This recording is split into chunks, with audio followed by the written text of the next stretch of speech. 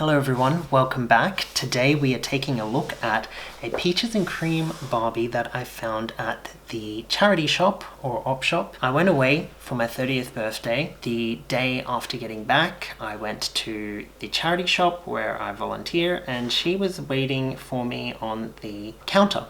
She had already been priced, and at first I thought, oh, she's just the repro because she has rounded toes. Later on in the day, I kind of picked her up and I was like, wait a minute, she doesn't look like the repro. Her face is very different, and it's actually very different from every Peaches and Cream I've ever seen. So I looked at her back and she was marked Taiwan. She does have some sun damage on her torso.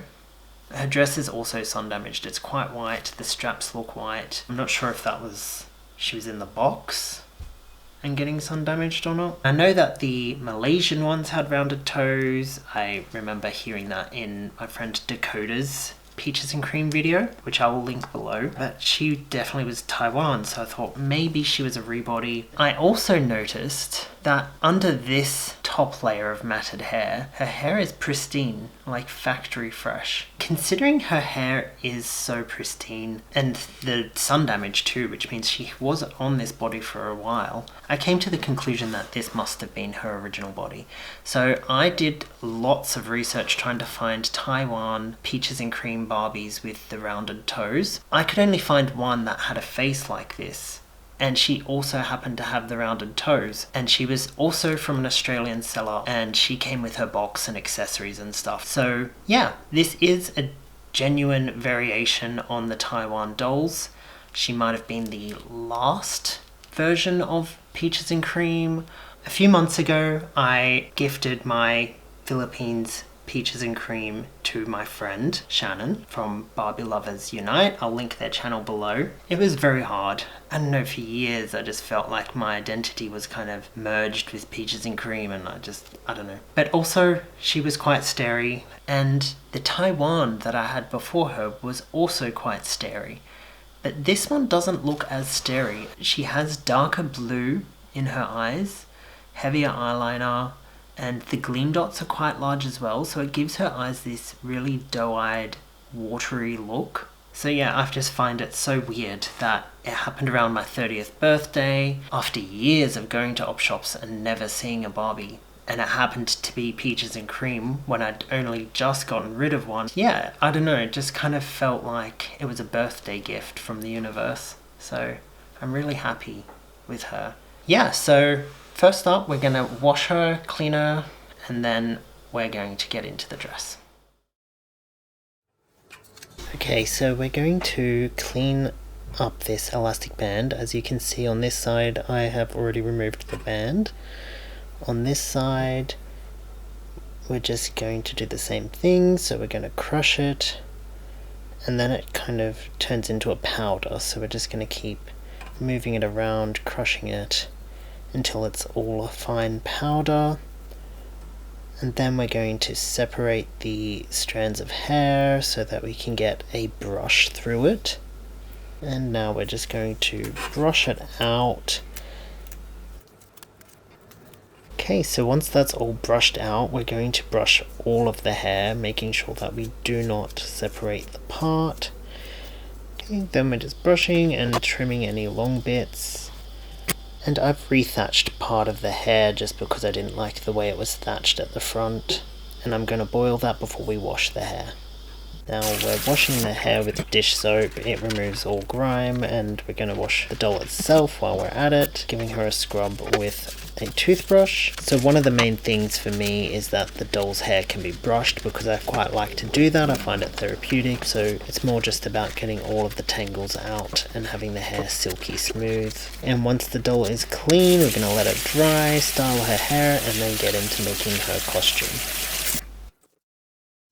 We are going to move on to making the dress. I got Ollie to help me pick out some colours, and he picked out this peachy colour, and he picked to go on top of it this pale pink. and I think it creates a sort of sherbety effect. Oh, he's pretty good at this stuff. For this, I have this. It's more of a neon pink. Yeah, that's the color combo. I was going to try and do this skirt just without the ruffles. It's a bit complicated, so I'm using the Miss America skirt as the pattern. For the bodice, I was very lucky to find a few sheets of this. It's got a felt backing, so it's not exactly like Peaches and Cream. It's the Peaches and Cream kind of embossing. They both have pink and green and blue kind of colouring, so it's just balanced differently. So the pattern I used for the bodice is McCall's 2207. The bodice is different. So the actual Peaches and Cream bodice, I do have a pattern for this kind of bodice. It is basically the same as Pink and Pretty Barbie. It's basically that exactly, except it has like this kind of V shape here. This pattern is different. When I realized, I thought I might change it, but I realized it was different in the right ways. So as I'm doing a separate skirt with a waistband, it's going to have a lot more bulk. This pattern was a bit loose around the waist. It kind of sits higher and higher at the back as well, so it's higher all around really. But I don't mind that. I'm going to do the straps white just so that I can use the bodice with a few other skirts should I choose to make different skirts. I'm using the cry cut to cut out my pattern, so I'll show you that process and then we'll get into making the skirt.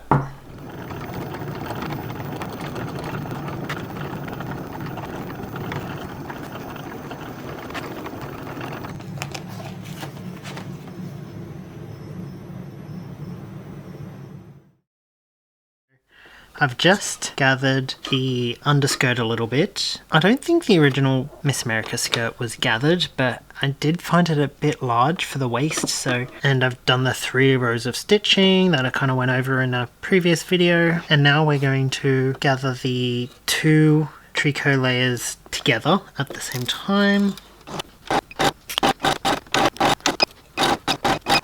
So I do 1/4 inch, and then I do like 1/8 of an inch above and an 1/8 of an inch below, which I will do now off camera. Okay, so that is done. I should mention that I also did only half the length of the overskirt because it's quite large and the skirt was quite full at the waist, and since I'm doing 2 layers rather than 1, I was worried it would be too thick. So now we're gathering. Oh, this is looking pretty. Kind of looks, the orange underneath kind of makes it look more neon. So I need enough to fold over. Yeah, see, this is quite thick. I'm not even sure, you know, with the extra space we had in the bodice, I still think it's going to be a bit of a tight squeeze. Okay, so I'm going to cut out some tricot in the pink color, I think, to be the waistband. So I've got this little bit of fabric which we're going to use. We use a piece of paper to prevent it all going inside the sewing machine. Okay, so I'm just gonna pull down the skirt just to make sure that it's not bunched up. That went a bit skew-if, but you know what? Stuff made by Mattel goes skew-if too, so like, I'm going to clean up all these threads and then I'm going to fold over the edge and then fold it down like that. Okay, so now we're just going to stitch down this waistband. Okay, that's what it looks like on the back. I didn't fold that over because it's quite a generous amount of fabric left there and I wanted to reduce the bulk. Okay, so now I'm doing the back seams of the skirt. I'm going to do the middle layer and the lining together, and then the top layer I'm just going to do on its own. Okay, so now I'm making the sash. I was going to do like a pale purple to match her eyeshadow, but when I saw it next to the skirt, I feel like it made the skirt look a bit muddy. So now I'm just doing more of the peach fabric that's in between. I'm just winging it. I just did the width of my metal ruler because it makes cutting it out easy. which is a little over 1 inch, and I'm folding it over and I'm actually going to turn it. I'm going to do like a very narrow seam, and the rosette I pretty much did just a little bit thinner because this will have a seam whereas this won't, and I'm just going to gather that up along that edge. It's just folded over again. So yeah, I made this 8 inches. I don't know if that's wide enough, we'll see. And this is 10 inches.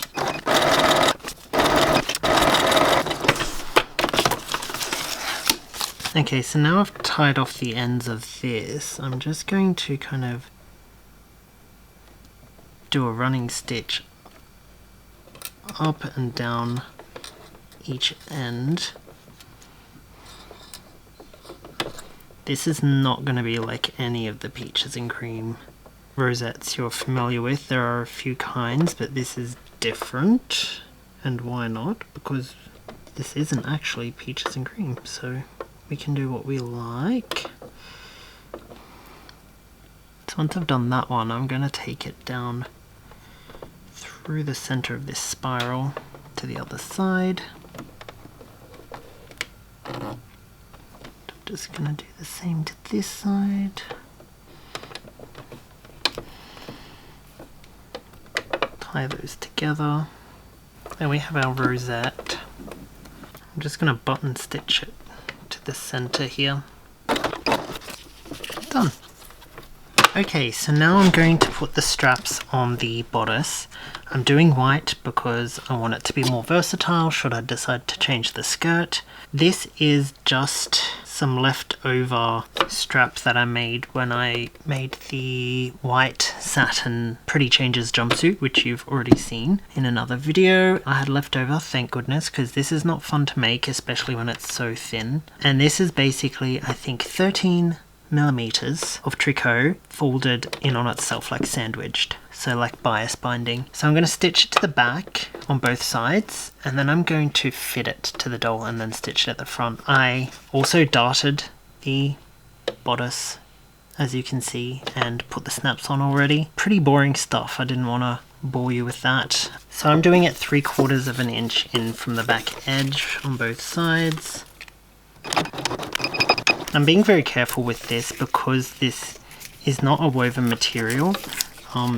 If you're not careful, it can actually tear and you're perforating it. So, alright, so I'm going to fit it and then we'll go to the reveal.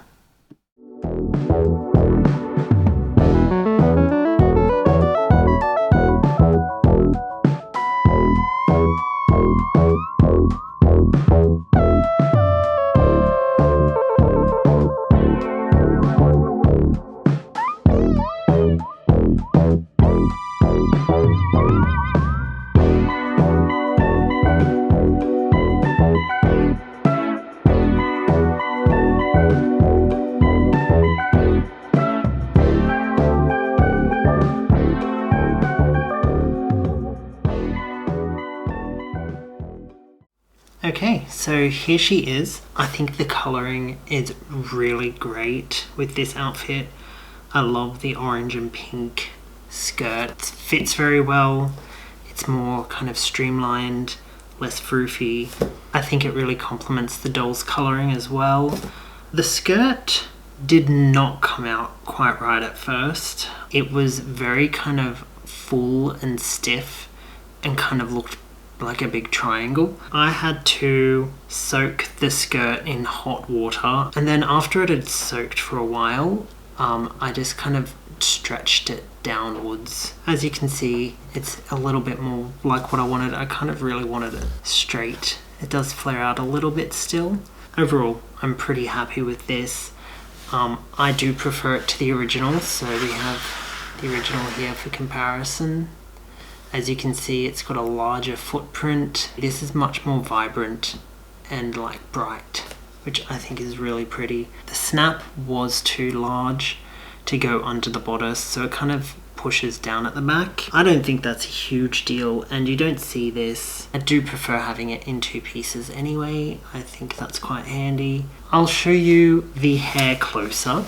So I did pull it back I did add a bit of extra hair on one side, I can't remember which one, because the amount that they had originally used was quite thin compared to the other side, and it just was weird. I'm not sure if you can tell, but there are a lot of kinks and curls in the hair that was factory fresh, and I could probably boil perm that out, but then I'd be worried about it being too straight. And this hair looks to me two-toned, and I'm not sure if that's the way it originally was, or if that's how it's aged, or if it's just the light playing tricks with my eyes.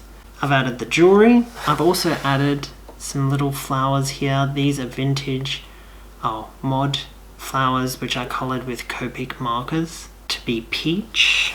Anyway, let me know what you think. Do you prefer my version or the original? It's okay if you prefer the original. I understand that a lot of people probably like the original for the colour or for the froofiness of it. This is more suited to me. I do like how the rosette came out as well. It's more full and frilly than the originals, which were either like a folded up piece of fabric or one of those kind of like award ribbon style rosettes. This doll has brought me a lot of happiness. Anyway, I hope you enjoyed this video. If you do want to make this outfit, I will have the pattern linked in the description below. If you'd like to, my Instagram will also be linked in the description below, and you can follow me there. And if you liked this video, give it a thumbs up, subscribe if you would like to see more videos like this, and I'll see you all in the next video. See ya.